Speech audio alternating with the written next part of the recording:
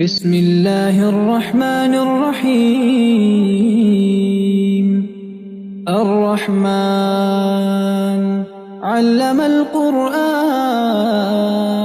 خلق الإنسان علمه البيان الشمس والقمر بحسبان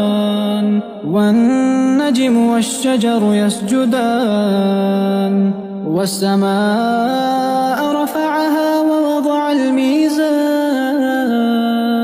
ألا تطغوا في الميزان وأقيموا الوزن بالقسط ولا تخسروا الميزان والأرض وضعها للأنام فيها فاكهة والنخل ذات الأكمام والحب ذو العصف والريحان فبأي آلاء